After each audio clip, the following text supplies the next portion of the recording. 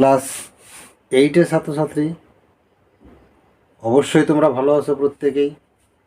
তো আজকে তোমাদের জন্য আবার একটি অত্যন্ত কমন প্রশ্নের ভিডিও দিচ্ছি। তবে এই ভিডিওটি শুধুমাত্র ক্লাস 8 নয়, ক্লাস 10 এবং 12-এর জন্য অত্যন্ত কমন প্রশ্ন। এছাড়া যারা বিভিন্ন প্রতিযোগিতামূলক পরীক্ষা দেবে তারাও এখান থেকে অনেক উপকৃত হবে। এর অনেক প্রশ্নই বিভিন্ন পরীক্ষাতে এসে থাকে। তো দেখে নাও আজকে তোমাদের জন্য কি কমন প্রশ্ন আছে। 1 নম্বরে দ্বৈত শাসন ব্যবস্থা কে চালু করেছিলেন? দ্বৈত শাসন ব্যবস্থা চালু করেছিলেন রবার্ট ক্লাইভ। 2 নম্বরে কোন যুদ্ধে টিপু সুলতান মারা যান? টিপু সুলতান মারা যান শ্রীরঙ্গপত্তনমের যুদ্ধে বা চতুর্থ ইঙ্গ মহীশূর যুদ্ধে। 3 নম্বরে দ্বিতীয় এলাহাবাদের সন্ধি স্বাক্ষরিত কবে হয়েছিল? দ্বিতীয় এলাহাবাদের সন্ধি স্বাক্ষরিত ছিল 1765 খ্রিস্টাব্দে। এটি ইস্ট ইন্ডিয়া কোম্পানি এবং মুঘল বাদশার মধ্যে স্বাক্ষরিত হয়েছিল। 4 নম্বরে ভারতে ফরাসিদের প্রধান কেন্দ্র কোথায় ছিল বা প্রধান ঘাঁটি কোথায় ছিল? এটি হবে চন্দননগর ও পন্ডিচেরি, এই দুটি ছিল প্রধান ঘাঁটি। 5 নম্বরে the poverty and un British rule in India গ্রন্থটি কার রচনা? The poverty and un British rule in India গ্রন্থটি রচনা করেন দাদাভাই নৌরোজি।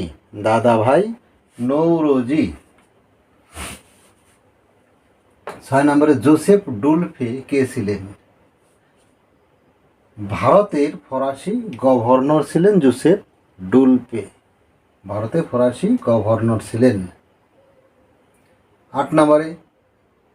7 নম্বরে ভারতের কোন সুলতান তার রাজধানীতে স্বাধীনতা বৃক্ষ রোপণ করেছিলেন?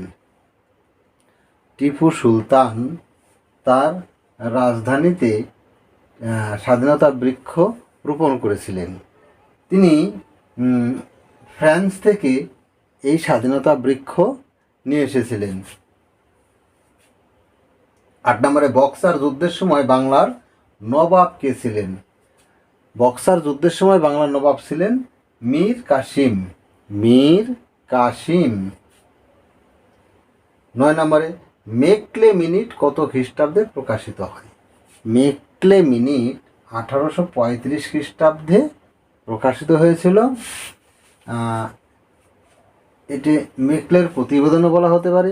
এছাড়া এখান থেকে অন্য প্রশ্নও আসতে পারে, ক্রম নিম্ন পরিশ্রুত নীতি কি? 10 নম্বরে বেনারসে হিন্দু কলেজ প্রতিষ্ঠা কে করেন? বেনারসে হিন্দু কলেজ প্রতিষ্ঠা করেছিলেন জোনাথন ডানকান।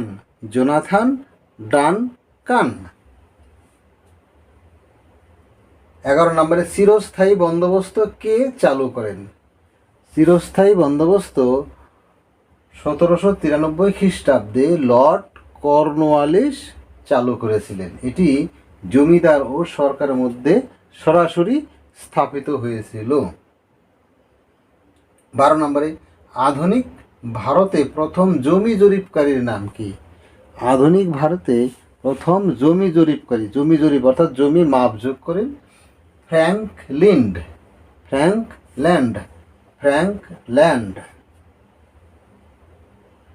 13 নম্বরে শিল্প বিপ্লব প্রথম কোন দেশে হয়েছিল? শিল্প বিপ্লব প্রথম ইংল্যান্ডে হয়েছিল। 14 নম্বরে বর্গী আক্রমণের সময় বাংলার নবাব কে ছিলেন? বর্গী আক্রমণের সময় বাংলার নবাব ছিলেন আলীবর্দী খাঁ।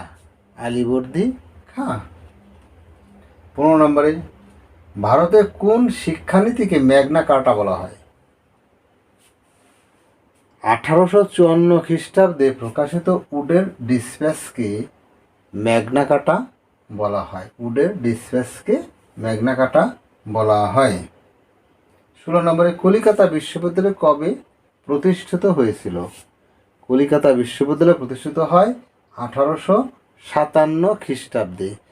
এই সময় একসঙ্গে 3টি বিশ্ববিদ্যালয় স্থাপিত হয়েছিল। কলিকাতা, বোম্বে, মাদ্রাজ, এই 3 জায়গায় 3টি বিশ্ববিদ্যালয় স্থাপিত হয়। তো যে কোনো একটা বিশ্ববিদ্যালয়ের নাম আসুক, তো উত্তর একই হবে, 1857 খ্রিস্টাব্দ। 17 নম্বরে ভারতের প্রথম রেলপথ নদীপথ সার্ভেয়ারের নাম কি? ভারতের প্রথম নদীপথ সার্ভেয়ার হলেন জেমস রেনেল। জেমস রেনেল ইনি নদীপথ সার্ভে করে টোটাল 16টি মানচিত্র প্রকাশ করেছিলেন। মানচিত্র প্রকাশ করেছিলেন। 18 নম্বরে ইংল্যান্ডের শিল্প বিপ্লবের ফলে ভারতের কোন শিল্প ধ্বংস হয়ে যায়? ইংল্যান্ডের শিল্প বিপ্লবের ফলে ভারতের ঐতিহ্যবাহী কুটির শিল্প ছিল তাঁত শিল্প, সেই তাঁত শিল্পটি ধ্বংস হয়ে যায়।